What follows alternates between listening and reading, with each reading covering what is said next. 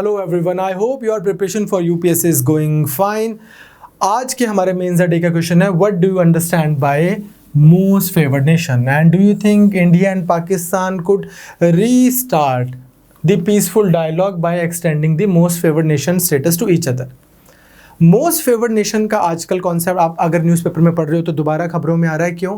Because United states, European union, Britain, Canada, Japan, ये वो countries हैं जो बहुत बड़ी बड़ी इकोनॉमीज़ भी हैं। EU, USA, Britain, Canada, Japan, ये जॉइंटली प्लान कर रही हैं कि हम रशिया से मोस्ट फेवर्ड नेशन का स्टेटस रिवोक कर लें। नाउ मोस्ट फेवर्ड नेशन जो है ये एक मिसनॉमर है। मोस्ट फेवर्ड नेशन, अगर एक कंट्री वन दूसरी कंट्री टू को ये बोलती है कि हम आपको मोस्ट फेवर्ड नेशन का स्टेटस एक्सटेंड कर रहे हैं, इसका ये मतलब नहीं है कि उन्होंने फ्रेंडशिप बैंड बांध लिया और ये बेस्ट बडीज़ हो गए। अब it is a treatment accorded to a trade partner to ensure non-discriminatory trade between the two countries। जब इसका मतलब क्या है, कंट्री वन और कंट्री टू के अगर वो मोस्ट फेवर्ड नेशन का स्टेटस दे रहे हैं कि भाई अब हम आपके साथ में वैसा ट्रीट करेंगे जैसा एक नॉर्मल एक ट्रेड पार्टनर दूसरे ट्रेड पार्टनर के साथ करता है, आपके साथ में कुछ डिस्क्रिमिनेट नहीं किया जाएगा। बेसिकली न्यू लिबरल एक आइडिया है WTO का, वर्ल्ड ट्रेड ऑर्गेनाइजेशन, जो बोलती है कि सब कंट्रीज़ को मोस्ट फेवर्ड नेशन का स्टेटस एक्सटेंड कर दें। जब मैक्सिमम सब कंट्रीज़ आपस में like one single market trade करेंगी, टैरिफ्स नहीं होंगे, कस्टम ड्यूटीज़ नहीं होंगी, एक प्रोडक्ट जो कहीं पपुआ न्यू गिनी में बना है वो कनाडा में बिक रहा है, कनाडा में बना है वो रशिया में बिक रहा है, रशिया में बना है और इंडिया में बिक रहा है, एंड देन सो ऑन। इस तरह से तो क्या होगा, ओवरऑल ट्रेड बढ़ेगा, प्रोडक्ट्स बेटर होंगे, क्वालिटी बेटर होगी, ट्रेड बेटर होगा, डिमांड सप्लाई बेटर होगी, इवेंचुअली प्रॉस्पेरिटी बेस्ट होगी। अभी बहुत बड़ा एक कॉन्सेप्ट है, लंबी चौड़ी थ्योरीज हैं, लेकिन अभी के लिए आपको समझना है कि WTO ये एक्सपेक्ट करता है, एज पर WTO rules a member country can not discriminate between its trade partners. ठीक, तो जब ये एक स्टेटस है which should be extended to all the members of WTO। Clear? आपको बस ये समझना है कि मोस्ट फेवर्ड नेशन कोई स्पेशल प्रेफरेंशियल ट्रीटमेंट नहीं देता, बस ये क्या करता है, नॉन डिस्क्रिमिनेटरी आपको वो दे देता है कि आपके साथ में कुछ गलत नहीं किया जाएगा। ऐसा नहीं है कि कनाडा से अगर इंडिया में कोई प्रोडक्ट आ रहा है तो उसके ऊपर अगर हमने 2% टैरिफ लगाया हुआ है, ड्यूटी लगाई हुई है, तो ऑस्ट्रेलिया से आ रहा है तो उसके ऊपर 15% लगा देंगे। अगर दोनों को मोस्ट फेवर्ड नेशन एक्सटेंड किया हुआ है तो प्रीटी मच सिमिलर रूल्स उनके ऊपर लगते हैं। Clear? When a country receives a most favoured nation status, it is usually expected to have lower trade barriers, decreased tariffs and then so on। अब इससे फ़ायदा क्या होता है, प्रोस क्या है? बहुत सारे। इंडिया को अगर पूरी दुनिया ने मोस्ट फेवर्ड नेशन का स्टेटस दिया हुआ है तो India will have wider market access, Indian goods can be exported to all the nations. To start with, पहले तो यही है कि उनको एंट्री बैरियर नहीं है कोई, वो जा सकते हैं वहाँ पे, वो ये नहीं बोलेंगे अगर इंडियन प्रोडक्ट्स तो हमारी कंट्री में बिकने अलाउड नहीं है।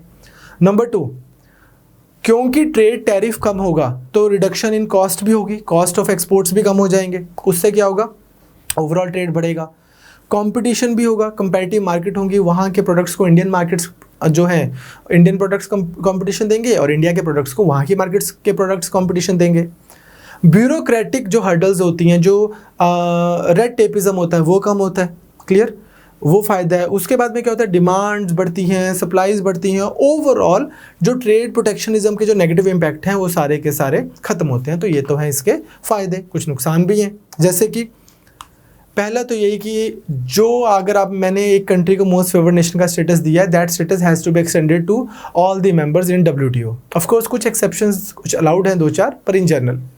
दूसरा क्या होता है कि जो डोमेस्टिक मार्केट है वो वल्नरेबल हो जाती है। आप खुद सोचो कि अगर डेनमार्क, नॉर्वे, कनाडा, वहाँ के डेयरी प्रोडक्ट से इंडियन जो फार्मर है, इंडियन रूरल सेक्टर कैसे कम्पीट कर लेगा? ना इनके पास में उतनी सब्सिडीज़ हैं, ना इनपुट्स हैं उतनी अच्छी, ना इंश्योरेंस है, ना वेदर होता है वैसा वाला, एंड देन सो ऑन। तो बहुत प्रॉब्लम हो सकती है। दूसरी क्या है कि इंपोर्ट चीपर हो जाते हैं, कंट्रीज प्राइस वॉर में पड़ जाती हैं। इमेजिन करो डेनमार्क अपनी कंट्री के वालों को बोले कि यार आप इंडिया में अपने पूरे डेयरी प्रोडक्ट्स बेचो, जो भी इंडिया के फार्मर्स जिस रेट पे बेच रहे हैं उससे सस्ता बेचो। और हो सकता है कि डेनमार्क वाले जो चाहे वो कितना भी साइंटिफिक मास लेवल पे प्रोडक्शन करते हैं, पर मान लो कि वो भी उतने लेवल अफोर्ड नहीं कर सकते, लेकिन डेनमार्क की गवर्नमेंट के पास तो पैसा है, वो उनके अपने फार्मर्स को बोल सकते हैं कि कोई बात नहीं, आप प्रोडक्ट बेचें और हम आपको वो कर देंगे, सब्सिडाइज कर देंगे। तो कंट्रीज़ कई बार क्या होता है कि ट्रेड वॉर्स वगैरह में भी आ जाती हैं। तो मोस्ट फेवर्ड नेशन का आपको कॉन्सेप्ट पता होना चाहिए कि इट्स अ मिसनॉमर। मोस्ट फेवर्ड का मतलब ये नहीं है कि आप सबसे मेरे जीना मरना तेरे संग। मोस्ट फेवर्ड का मतलब है कि आपके साथ में कोई डिस्क्रिमिनेशन नहीं किया जाएगा। अब बात आती है इंडिया और पाकिस्तान एक दूसरे को मोस्ट फेवर्ड नेशन का स्टेटस दें तो उससे कुछ फ़ायदा होगा कि नहीं होगा।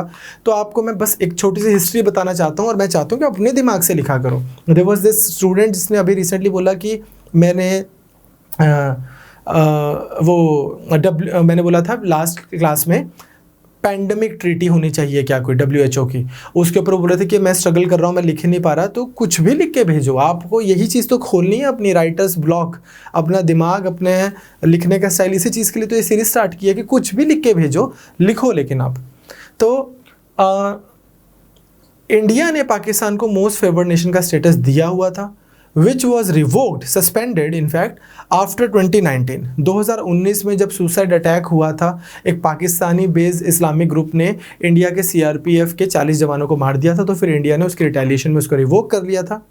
पाकिस्तान ने इंडिया को कभी मोस्ट फेवर्ड नेशन का स्टेटस दिया ही नहीं, अप्लाई नहीं किया इस चीज़ को। लेकिन आपको इस तरह से समझना है कि वन शुड अंडरस्टैंड कि हाँ यार, पाकिस्तान को लगेगा कि इंडिया इतनी बड़ी इकॉनमी है, इंडिया से हमारे यहाँ पे प्रोडक्ट्स डंप होने शुरू हो जाएंगे, हमारे यहाँ पे जो लोकल मार्केट हैं, लोकल जो प्रोड्यूसर्स हैं वो स्ट्रगल कर सकते हैं। तो इट्स नॉट लाइक कि हर एक स्टेटस जो है इंडिया अगर पाकिस्तान को दे रहा है तो आप एक्सपेक्ट करके चलो कि वो इक्वल एंड ऑपोजिट उसी क्वांटम और उसी मैग्नीट्यूड में हो। बट नॉनदलेस आपको बस अब ये पता है कि स्टेटस को क्या है कि आज दोनों ने एक दूसरे को मोस्ट फेवर्ड स्टेटस नहीं दिया हुआ। आई होप आप एक अच्छा सा आंसर इसके ऊपर लिखेंगे। I will see you on next Wednesday. Take care.